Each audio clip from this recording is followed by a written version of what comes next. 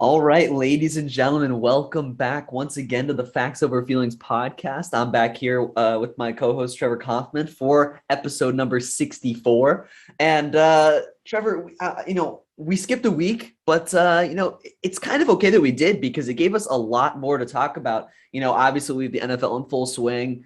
We have college football that's been around for a little bit, but the NBA has really gotten up and running now.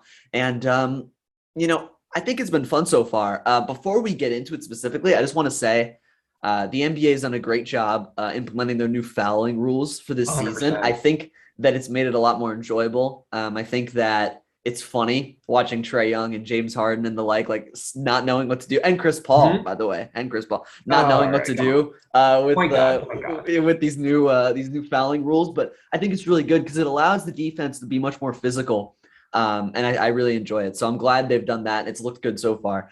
But Trevor, I wanted to dive right into the NBA so far and just kind of talk about, maybe a team or two that each of us, kind of wanted to discuss from the beginning of the season. So Trevor, do you want to get us started talking about an NBA team that you're surprised by, both maybe in a good way or a bad way? I want to talk about the Chicago Bulls, but before I do, Ryan, I want to reference something that happened this summer. Okay. I remember you, me, and our good friend Jack Eden were at Buffalo Wild Wings watching a Suns playoff game, Mm. and DeAndre Ayton goes up for an alley-oop, misses, but I spill water all over our table, and I just thought about that for whatever particular reason. Okay. Anyways, That's good. You did, yeah. back to the podcast. I want to talk about the Chicago Bulls because I think people were writing them off a little bit too much at the end of Mm. last season. Ryan was like, I think they tried hurrying it up by getting Vucevic. It's not going to work. Yeah. And this is part of a larger point I want to make in sports in general, but aggressive teams and aggressive GMs win nowadays. And I get you can build through the draft, but more and more so, you got to be aggressive. You got to go out there and get stars. And that's what the Chicago Bulls have done, or at least get good players. Mm. They picked up DeMar DeRozan, who's a star. They bring in Lonzo Ball. They bring in Alex Caruso. They brought in Vucevic at the end of last season. They already have Zach LaVine and Kobe White, who's a nice young guard. So for me, the Chicago Bulls are kind of flourishing right now. They're 6-1. They're fun to watch. They're a very athletic team. Lonzo Ball fits in great with this squad. And I don't want to say they're going to contend for an NBA title this year, but I think Wow. this is a team that can reach the Eastern Conference Finals. I really do. I think they're good enough, Okay. and they have the right complement of athleticism, size, shooting. They play good defense. They're well coached. Remember, Billy Donovan was a fantastic coach of the year candidate when he was at Oklahoma City, and then just mysteriously left. We're not Ryan and I to this day don't know Yeah. why still. Billy Donovan's a great coach, and they have a really good cast of players, and they have two stars. They have DeMar DeRozan and Zach LaVine, who are both going to be all stars this year, and they're playing great basketball right now. They're really fun to watch. One of my roommates at school, he is a pretty big Bulls fan, and he's telling me that he's very excited about this team, as he should be. Yeah, that's all I got to say. I will say this: the NBA is a very long season, right? It's Yeah. only been 7 or 8 games for most teams. We have an 82 game season to play. So a lot can change and a lot can happen. But for now, the Bulls are looking really good. Yeah, I agree. But I do want to say, it's 7 or 8 games right now. But, before you know it, Trevor, it's going to be 15, 20, 25 games. These games add up. So, They every do. game, at the end of the day, every game does matter. But you are right. It's a very long season, especially when you compare it to the NFL. But I just wanted to talk about the Bulls for a second. So for me, look, this team can be very good. I think this team's going to be I'd say it's safe to say they'll be a top 5 seed. My thing is, and it's funny because I said this about the Suns last year, but look, like I don't know a new team like this, especially new free agents put together. I don't know how deep they can go in their first season. I think it's really going to depend on the matchup that they get in the playoffs, right? If they're matching up with Miami, I mean, I would go Miami, but I'm a big Miami I fan. agree. Point is I I agree with think you it's there. really going to depend. They could make it to the Eastern Conference Finals. They could also get out in the first round. So I think it's going to depend. But no doubt about it. I mean, the guys they got in the offseason have done wonders for their team on both sides of the ball.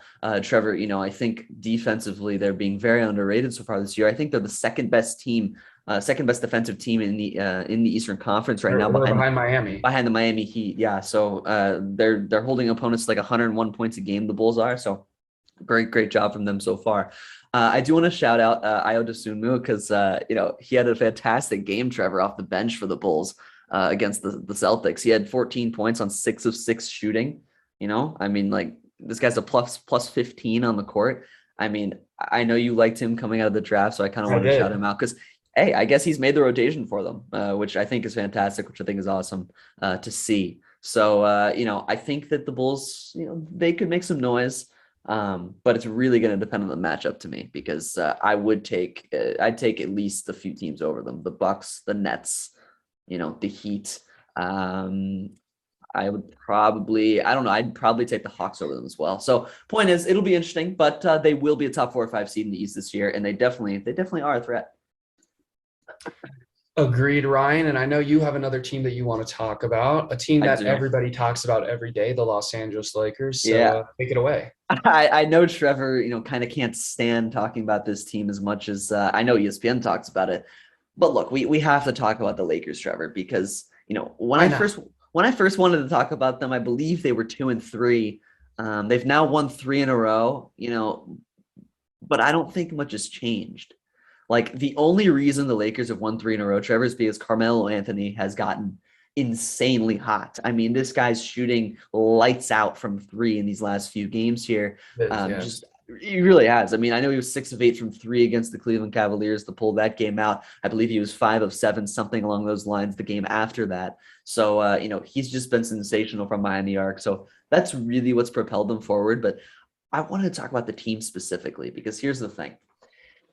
The Lakers still have the same problems that we talked about, Trevor, at the beginning of the year. I don't think that Westbrook and LeBron can be on the floor for long at the same time. I think they're best going to be used if they're both like on the floor at different times because they both need the ball. So I think hopefully they make that adjustment. But if they don't, I really think they're going to lose, more big games than they're going to win.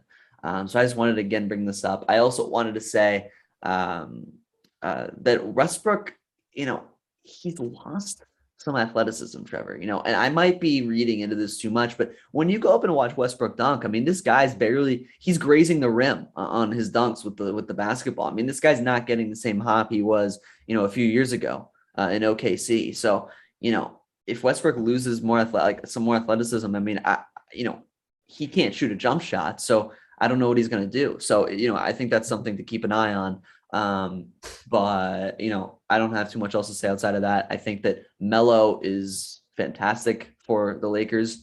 I applaud him on filling that role perfectly. He knows his role and he sticks within it. Him and LeBron worked very well on the court together. And Trevor, before I pass it over to you, I know I'm sorry I'm talking a lot about this, but it makes you think, what if LeBron had paired up with prime Melo in New York? What could have been there? I mean, they're playing this well together right now.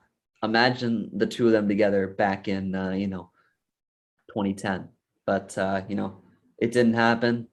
So Thank God it didn't happen. we gotta let bygones be bygones. But Trevor, do you have any thoughts on the Lakers so far? I know the Suns beat them, so you're probably pretty happy about that. Look, here's what I have to say about the Lakers, right? They're good, but they're playing second fiddle to the Phoenix Suns. The Phoenix Suns own LA right now. We'll leave it at that for now. I look forward to beating them in 5 games again in the playoffs this year. I do want to make a couple points. One, I defended the Lakers on this podcast. I said we need to give them time, but I think they can make this work.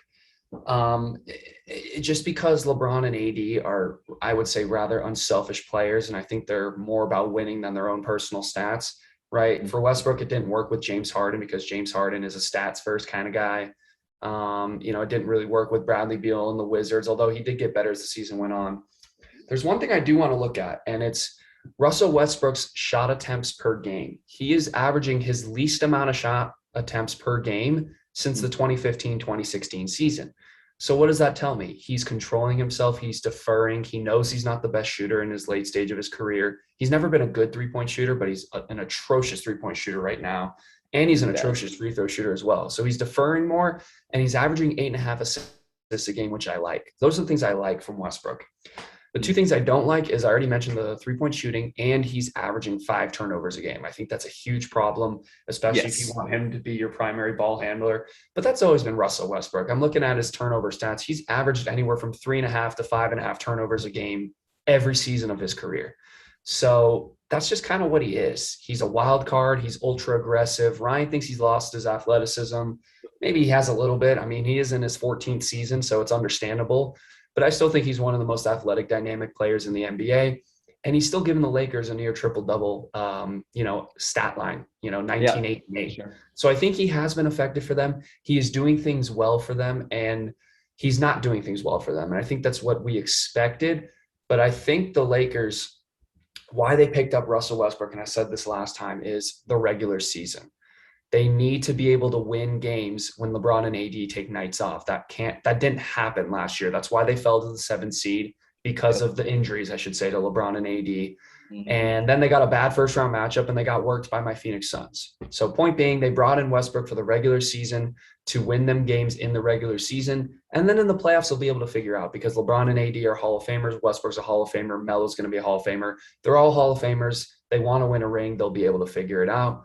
I'm not worried about the Lakers. I think them winning games is encouraging, if anything. So Okay, well, I guess Trevor's not too worried about the Los Angeles Lakers. We'll certainly see what happens. I don't know if they LeBron can't beat will. my Suns. I don't know what's up with that, but we'll talk about that another time. We will talk about the Phoenix Suns on another podcast. Certainly not this one, Trevor. My goodness gracious. Let's move on from the NBA before Trevor can talk about his Suns some more. Actually, I lied to you. Let's move on from talking about NBA teams. And let's move on to talking about some specific players, Trevor. I wanted to talk about this because, I think it's good to bring up some guys who we want to put a spotlight on to start the year. So Trevor, I mean, do you want to go ahead, or would you like me to go ahead and talk about my player? Let's talk about John Morant. Okay, let's talk about John Morant. So this was who I wanted to talk about. And Trevor, I really want to talk about Ja because look, I think the Memphis Grizzlies are not only going to make the playoffs. I think, Trevor, bold prediction here, the Memphis Grizzlies will be a top 6 seed in the West. I think the Grizzlies Possible.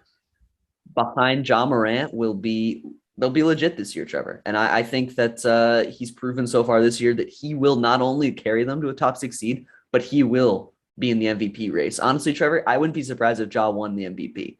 Now, look, I don't think he will, but I think he should get some votes. Look, so far this year, he's shooting over 52% from the field. He's averaging 28 points a game, he has almost 8 assists a game, 2 steals a game, shooting 39% from 3, which is much, much improved from his previous 2 seasons. And he just seems to have taken another step, Trevor. I mean, I'm watching this guy game after game, coming off back-to-backs.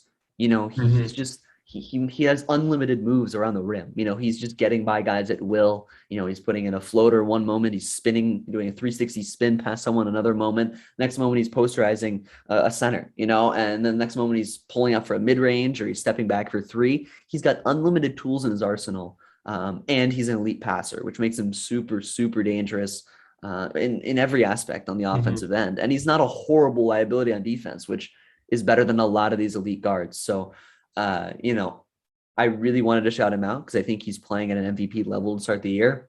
And sure, maybe he doesn't sustain this level of play, but I think he's taken a big step. And I think it's fair to say, Trevor, that Ja is, a better player than Zion has been. And I think Ja, if we were to draft again, would clearly be the number 1 overall pick, Trevor.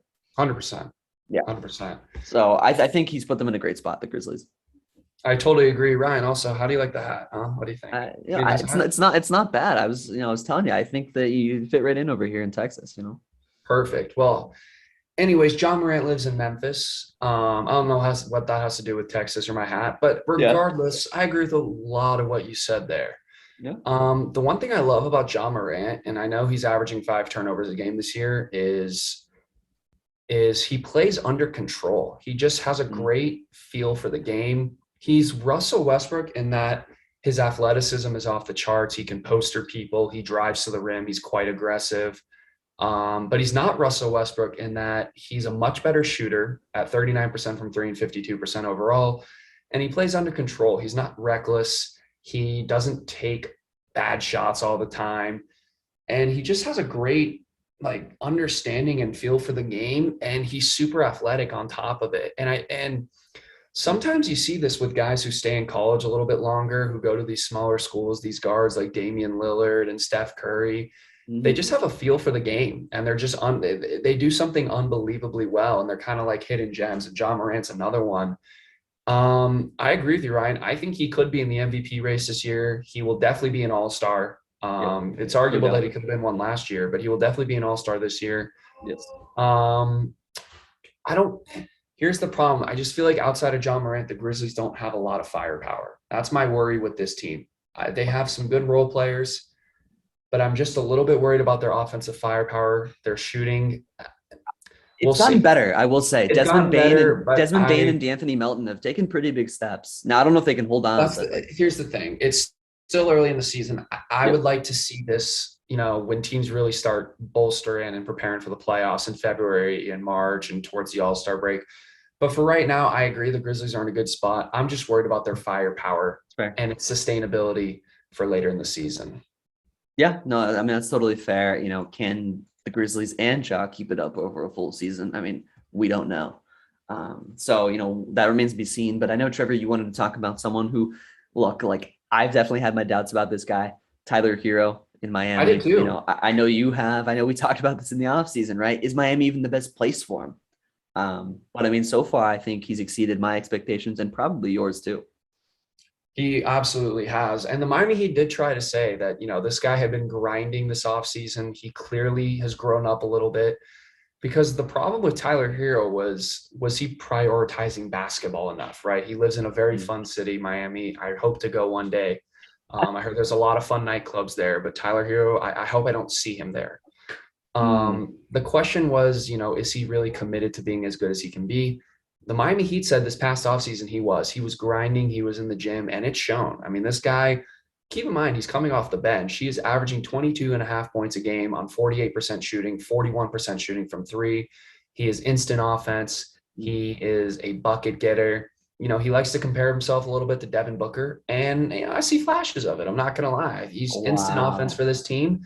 And he's not as good on the ball as Devin Booker. I think he needs to develop that a little bit, which I think he will. But this guy has really matured and has really grown his game in one year. And I'm just really impressed because you have a certain admiration for people where when they're challenged, right? People are starting to write off Tyler here a little bit. He's a little overrated, he's not committed. How are you going to respond to some criticism, right? There's two ways to handle it. You handle it like Ben Simmons, where you get your ass thrown out of practice for being lazy, or you're Yep. Tyler Hero and you're grinding and you're working at your game and it shows. And I think Tyler Hero deserves a lot of credit for the 7 games he's played. Mm. And he is a very exciting player on a very exciting team right now. Yeah, I mean, I think you said it really well. It's definitely an exciting team, I'll tell you that. Look, Trevor, they're winning games by an average of 17 points, so they are blowing people out of the We'll water. see when they play the Suns. Um, We'll see. and look, me and the audience can all agree. I don't know if you can, Trevor. The Suns will probably lose by at least 20. They'll increase that Oh margin of my victory for the goodness Miami Heat. gracious. But regardless, look, here's the thing. I don't have much to say on Tyler Hero, honestly. I think we all know he can score. I think we all know he can get hot, Trevor. Here's my thing. Can he sustain this over a full season? And here's the thing. I guess Other that's always play, the question. well, no, but other players, it's not so much the question because it's like I feel like it's a step up in their game.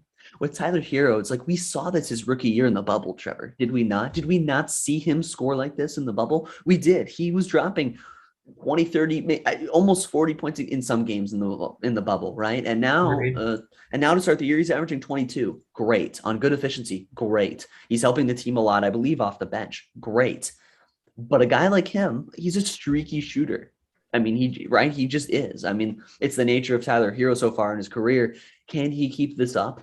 Deeper into the season, I don't know. Hmm. But what I've seen so far is encouraging. I mean, you're definitely right. We thought maybe being in Miami, the party lifestyle, he's going to get too caught up in it. Maybe he will, but so far it's not affecting his on the court play. So, it's not really a factor. And yeah, I don't know. He could win six man of the year, Trevor. I mean, like, look, it's really, really early, but he keeps up play like this. He scores like this. I mean, that's an easy six man of the year contender. So, I guess respect to Tyler Hero. Maybe he'll make he'll prove his doubters wrong. I know last year a lot of people were kind of like, oh man, Tyler Hero regressed a ton from the bubble. He's not half the player he was. We have to remember he just turned 22. I mean, this guy's really young. Right. These players are really young, right? Like, yeah.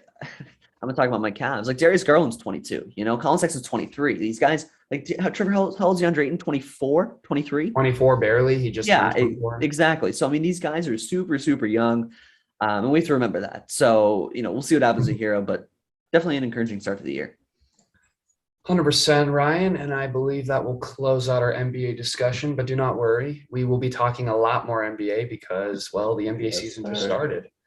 But for now, we will be moving on to the NFL, and the NFL is officially reaching its halfway point of the season this weekend with a really awful Thursday night game tomorrow night. But regardless, Ryan and I wanted to talk about some of the games from last weekend. I will go first. I will talk about, maybe the game of the week, but there were a lot of good games. There were the Packers and the Cardinals, and this one hurts a little bit, Ryan. And I'm surprised you decided to talk about this. Well, I figured this was an interesting game to talk about because there's a lot of storylines coming in and out of this game. One, the Green Bay Packers, kudos to them, right? I was genuinely a little angry that we lost. It wasn't like, oh, darn, we lost. It was more like, crap, we lost, like punch a hole in the wall type vibes. Go punch AJ Green, huh? Exactly. We'll get to AJ Green in a second. But for now, I want to give the Packers their credit. They were missing 11 starters. They were missing their 3 best wide receivers. They were missing their starting left tackle.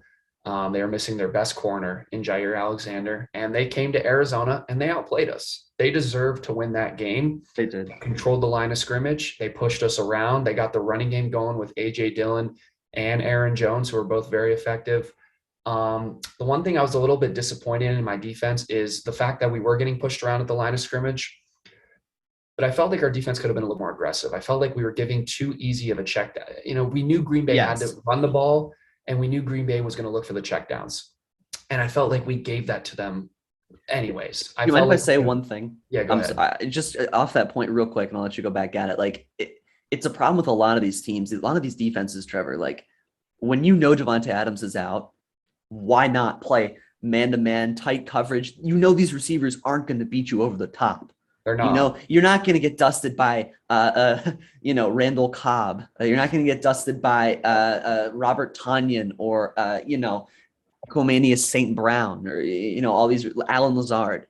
Right. So, I bet it was quite frustrating, right? As a Cardinals fan, such as you, like to watch your team just give up easy check downs or 5, 6, 7, 8 yard passes. Right. And I think the bigger issue is they would win first down, right? They would run the ball for 7 yards. And then when you're in 2nd and 3, it's kind of hard, right? The whole playbook's open. They open the playbook, yeah.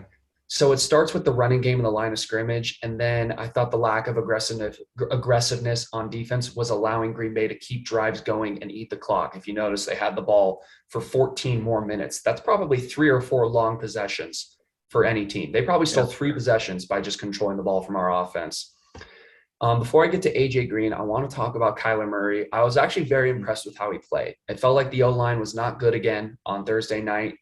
DeAndre Hopkins was in and out of the lineup, and I felt like Kyler Murray just found a way. And particularly on that last drive, a huge 3rd and 10 throw to AJ Green out of your own end zone, a huge 30-yard throw down the field to Christian Kirk, a big throw to Chase Edmonds, more so the run after by Chase Edmonds, but a big 26-yard play to Chase Edmonds, getting your team inside the 5. And that leads me to the AJ Green play, right? And this is why the play was 100% AJ Green's fault. 100%. 100%, 0%. It was 100% AJ Green's fault. So here's how I describe it. There was a play call, and Kyler analyzed the defense. He saw that the Packers were going to be in cover 0. Cover 0 is no safety, no help, all out blitz, man-on-man corners. So Kyler Murray knows I can't run the ball here, right? Because I'm in the middle of the field. I have no timeouts. Kyler Murray also knows I'm going to have to get this ball out quick. So he calls an audible. And the audible was the back shoulder fade for AJ Green. For whatever reason, that was not communicated properly to AJ Green. Yeah. So Kyler Murray's in the pocket. He's got 1,000, 2,000. The ball is out. It is a perfect throw to the perfect spot at the perfect time of the route. I thought it was maybe not perfect, but it was a well-thrown ball, and it was a good spot because it was right off of AJ Green's back shoulder to where if he turns and gets his hands on the ball, he's probably going to catch it for a touchdown. AJ Green, I think he thought it was a run play because he was blocking Rasul Douglas and doesn't ever even look for the ball. He literally just puts his hands on him, and then he sees Rasul Douglas catch the ball, and he goes, what happened? So for me, I think it was just completely a miscommunication between AJ Green and the rest of the offense. I thought it was a great read by Kyler. I thought it was a good throw by Kyler. And My big picture takeaway is we played our worst game of the year. We had 3 turnovers. We got outplayed at the line of scrimmage, and we were 1 play away from winning this football game. So for me, I'm not worried long term. I want to get the guys healthy. I know Kyler Murray's on a bit of a bum ankle right now. DeAndre Hopkins has a hamstring problem. So let's get healthy and let's play Green Bay again in the playoffs because I really do think we can beat them. But I'll hand it off to you, Ryan. Yeah, I mean, you covered this game really well. I don't have like a ton to add. I just want to say a couple things. So first of all, I mean, look, Green Bay impresses. I mean, it's Aaron Rodgers. It's the Aaron Rodgers effect, Trevor. I mean, this defense they have isn't anything special, although they did do a pretty good job containing Kyler in the They did. They pocket. did I a really feel good like, job. from what I saw, and Kyler didn't have a great, he didn't have a great game. I mean, he was fine. I mean, he wasn't bad by any No, means, but he wasn't couple like mistakes. he wasn't MVP Kyler, right? That Let's put it wasn't. that way. That wasn't. So like that's a win for Green Bay. But at the end of the day, I mean, to win without Devontae Adams is big, right? I mean, now they have the tiebreaker over the Cardinals. I don't really know if it's going to matter in the long run, but I mean, it's there. And, I think that this was more just kind of Arizona getting outplayed on both sides of the ball, both of the lines in I think at the line particular. of scrimmage, I Yeah, agree. you talked about this, like especially with your defense getting pushed around, but your O line was kind of getting It was. beat fairly often on Thursday night, so that was kind of a surprise to me because Green Bay again doesn't have that good of a defense. But regardless, that was the difference in the game, and whether it was a miscommunication, whether Kyler shouldn't have thrown it, it seems like it was AJ Green's fault. But regardless of whose fault it was, I mean, It these happened. right? These things happen. It's just the team that does it less often wins more games, right? So Mhm. if the Cardinals can bounce back next week, not make those mistakes and miscommunications, they'll be just fine. But this happens to everybody. It just happened to happen to the Cardinals at like the worst possible time. Mhm. But it was a great game. I don't think any less of the Cardinals. We knew they weren't going to go undefeated. I know Trevor was hoping they would, but we I knew. was hoping we wouldn't. I wanted us to eventually, I did want to win the game on Thursday, but I was hoping we'd lose a game down the road. Okay, Too well, much pressure going into 17-0 in the playoffs. that's fair. But regardless, we knew they were going to lose eventually, and it was to a good team. So I don't put much stock in this for either side. Both teams could have won this game. Both teams could have lost this game. I'd feel very no differently unless it was a blowout. So don't have too many thoughts on it. I will say, I'm a little bit concerned is that if the Cardinals will get pushed around at the line of scrimmage, like Just because JJ Watt's not coming consistently back. because Watt's out for the year. Yeah, that's exactly what I was going to say. Now I we were missing our starting defensive tackle as well, and he will be coming back, I think, this weekend. So that could help a little bit. But Yes. I see your But I point. mean, I want to see over the course of the next like 2, 3, 4 games, like, is this a Mhm. consistent thing? We'll see what happens. But as of now, I'm not worried if I'm a Cardinals fan or, just as an NFL fan. I mean, Mhm. I'm not concerned about the Cardinals. So it was a good game. We'll move on. I know the Packers are going to be playing Kansas City without Aaron Rodgers because Mahomes gets lucky every week now. The refs bailed him out Yes. on Monday, and now Some of those calls on Monday. they're Wow. horrific. My gosh. And then anyway, so Aaron Rodgers is out. Maybe Jordan Love will show out. I don't know. And then the Cardinals play who, Trevor? Who do they play? San Fran on the road. Tough game, even though Jimmy G's probably the worst quarterback I've ever seen. Actually, he's not, Oh, but come he's on. he's not good. But anyway, tough game for the Cardinals. Always tough to play away in an Agreed. interdivision matchup. But we'll see what happens, Trevor. I think we can move on from this game, if that's okay with you. Yeah, it's fine. Let's go on. Move on. Yeah, I wanted to move on to Trevor's favorite non-Cardinal player, and that's Justin Herbert, and more specifically the Los Angeles Chargers, because I really want to hear your thoughts specifically on this game, Trevor, because I'll talk about it briefly. The Patriots and the Chargers game on Sunday, I didn't expect this to happen. Look, we all know the Chargers are more talented. We all know the Chargers are the better team, but the Patriots made less mistakes, and they're just so well coached. That's Um, true. I would agree. I mean, right? I mean, like, look, Mac Jones is by far and away now. It's not even close, Trevor, the best rookie quarterback from this draft class this season. It's really not close at all, in my opinion. He's shown poise and he's gotten better with each week, expanding the playbook, throwing down the field more, Mhm. making the right read at the line of scrimmage, making the right pass, never looking shaken up or like, spooked. I think he's been fantastic. Mhm. And while I don't think the Patriots are like the epitome of an average team, but the fact that Justin Herbert struggled this much against the Patriots, Trevor, I'm a little bit worried that, maybe we were overrating Herbert a little bit, especially you, by the way. But look, he got blown out by the Ravens, just absolutely annihilated. Then comes out against the Patriots and at home and just falls flat. I mean, the running game carried him in the first half, and then he did nothing really in the entire game. He threw two picks to the same player on the Patriots, one for a pick six.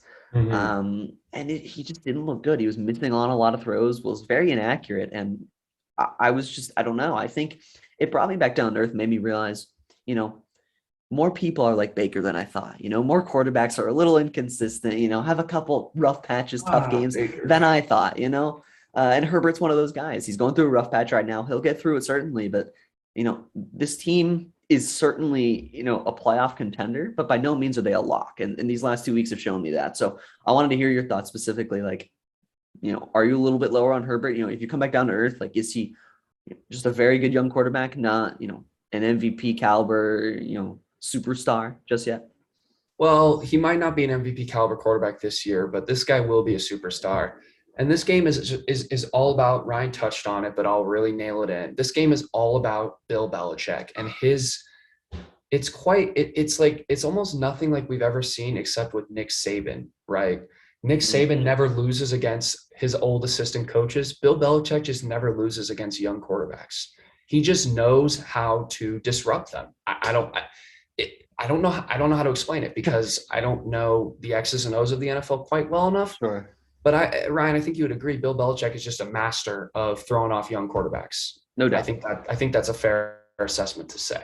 Yes. And I think that's what he did with Herbert. Also, the Patriots have beaten the Chargers. The Chargers haven't beaten the Patriots in 10 years. So I think this was just a story of a great coach. And, New England is a little bit better than we thought. And Mac Jones is a little bit better than we thought against the Mhm. Chargers team where Bill Belichick just frustrated Justin Herbert all afternoon. Will I read into this maybe for the rest of this season? Maybe a little bit. Maybe I'll lower him a little bit this season. He's not an MVP caliber candidate anymore. Now he's just a Pro Bowl quarterback. But long term, Justin Herbert's going to be a superstar in this league. I'm not worried about him at all. This was just all about Bill Belichick's genius as the greatest defensive coach to ever live in the NFL, and New England's ability to just outcoach teams. And they've owned the Chargers for 10 years, and that's what we saw yesterday, or excuse me, Sunday. So Well, there we go. And look, we can't put this all on Herbert. I will say the Chargers defense is terrible. Like their run it's defense is awful. especially their run defense. If it's not the worst in the league, it's bottom three. It's really bad. So I mean, look, I'm not going to put it all on Herbert, but I'm just going to say I'm glad we've taken our expectations and lowered them a notch because he's a very good quarterback, but he's not quite there just yet. Let's pump the brakes a little bit, okay? Even though Trevor just said he's a future MVP, but anyway, future MVP candidate. But anyway, it was a good game certainly, and the Patriots are overperforming. So we'll see if they can keep this up, and we'll see if the Chargers can bounce back. But they got to improve that run defense, Trevor. Agreed. Yeah. Well, yeah, I think we can move on from this game, Trevor, and we can move on to our final game of today. And look, like, let me just say before Trevor goes on his rants that let's make this game quick.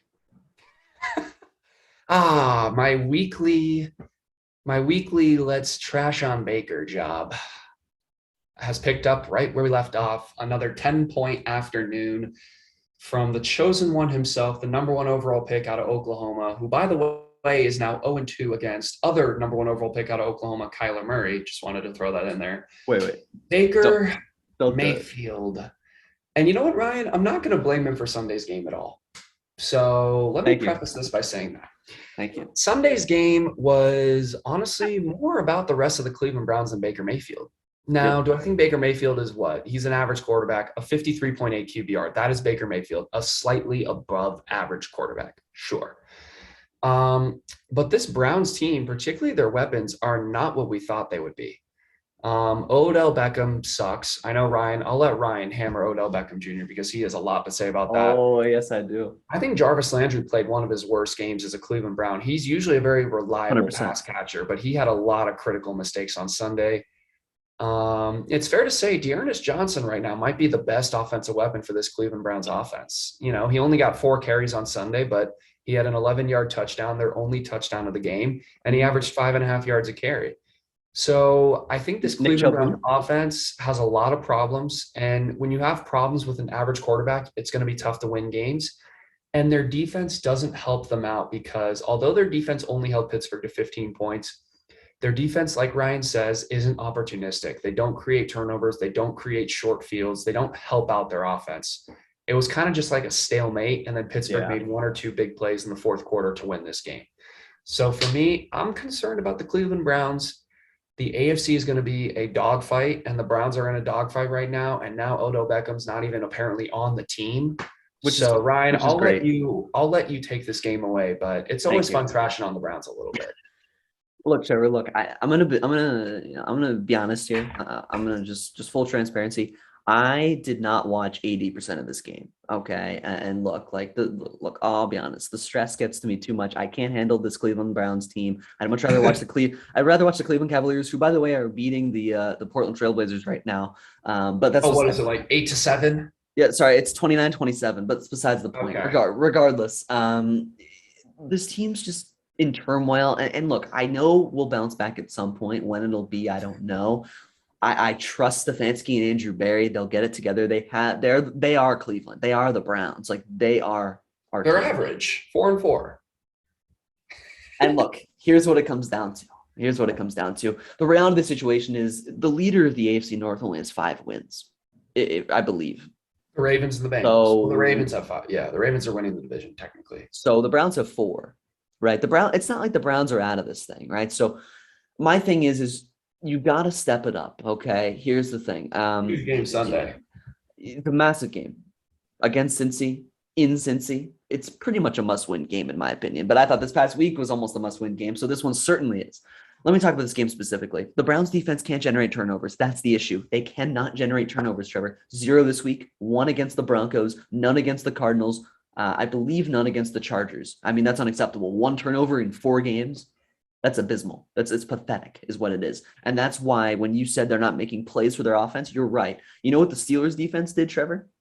They got a fumble recovery on their own 20-yard line. They made plays for their offense. Okay. That was a massive, massive game-changing play. And you're right. Jarvis had a terrible game, worst of his career as a Brown by a good amount. I mean, multiple drops and a fumble. The Browns receivers had 6 drops on Sunday, Trevor. Baker was 20 of 31. 6 drops. He should be 26 for 31. I mean, and these aren't like, oh, he hits it with a hand. These are hit them in 2 hands. Austin Hooper dropped a touchdown pass. Odell Beckham stopped running a route, tried to one-hand it, of course, because why not? Like if he runs straight up the seam, that's a touchdown probably. He also probably gets knocked out, but I agree with you. Look, if I got paid $14 million, I'd get knocked out. Okay. Anyway, look. My only thing here is Baker, by no means, he hasn't taken a step forward this year, and the injury hasn't helped things. But Sunday was not Baker's fault. I'm glad you pointed that out, Trevor. Even as a Baker hater, you pointed that out. And a Baker realist.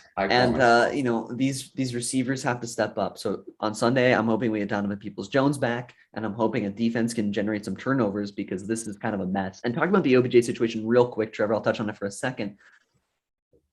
Odell Beckham Jr. has been a mistake. Okay, the trade just didn't work out. He doesn't work in Cleveland. We saw it last year, Trevor, when he tore his ACL. The Browns got better on offense. They did. Trevor, we won a playoff game without him. I mean, like, Odell just isn't important to this team. And for whatever reason, the statistics say, and common sense also says, that Baker's better without Odell Beckham. His QBR is the lowest out of all receivers he's ever thrown to, and he's thrown to Odell Beckham. His completion percentage is about 10 percentage points lower when Odell Beckham's playing. I mean, almost every metric, Trevor, shows that Baker and the offense score more and play better with Odell Beckham not in the game. So for whatever rhyme or reason, it doesn't work. And now Odell's dad is crying about how Baker doesn't get him the ball. Odell's, just kind of letting him do that, sit there for 7-8 hours, just whatever. I mean, look, if he wanted his dad to stop after 6 or 7 or 8 hours or even a day, he would have asked them at some point. Clearly, Odell isn't really happy. Baker handled it with maturity today. When the media tried to bait him into trashing Odell, he just said, am I hurt? No. Am I surprised? Yes. I'd love to talk to Odell and try to work it out. He said, I only want Odell to succeed. So, Baker, I'm glad it was mature today. He said all the right things. All right. And for the Browns, it's better if Odell's not there. We don't need the locker room distractions. We have the leadership. Odell's not a leader, and he certainly hasn't impacted us on the field, so we don't need him there in the locker room. So clearly, no one wanted him via trade, so we just held on to him. And now it's been reported by Mary Kay Cabot, the Browns beat reporter, that Odell's not going to play another snap for the Browns. So Odell's done in What's he gonna Cleveland. do? Can't get traded.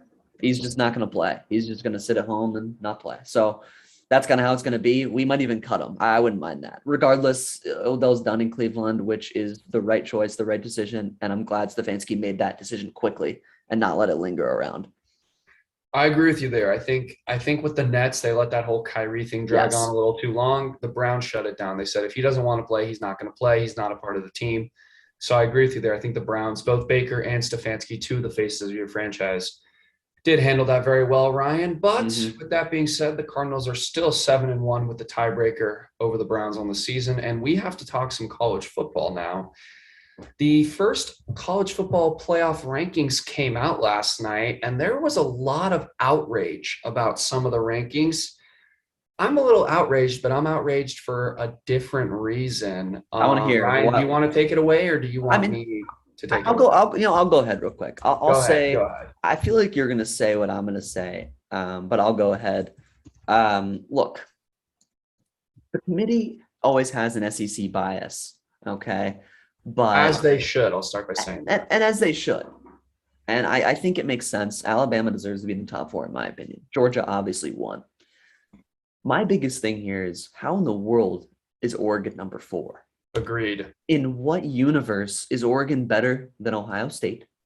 Cincinnati or in what world, and this is the bigger one, are they better than Cincinnati? Trevor, Cincinnati was ranked 6th to start the season. They got all the way up to 2nd in the AP poll.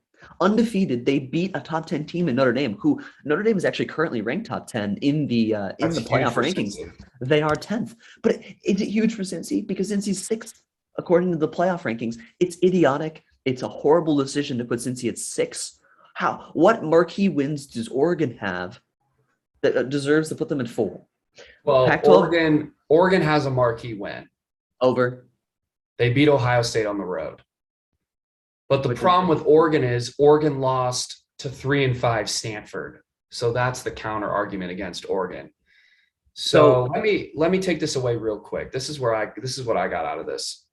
The committee was a lot less punitive to teams that lost, particularly road games, right? You look at the teams that are 7-1 that are ahead of a team like Cincinnati. Alabama lost a game on the road. Oregon lost a game on the road. Ohio State lost to Oregon. It was at home, but they lost to Oregon. And then there's Cincinnati. And then there's Michigan at 7, who lost a very close game on the road to Michigan State. So what I'm hearing is, if you lose a close game on the road, or if you lose a game in general that's competitive, you will not be punished as much as teams are rewarded for winning. I agree with you. Cincy is way too low.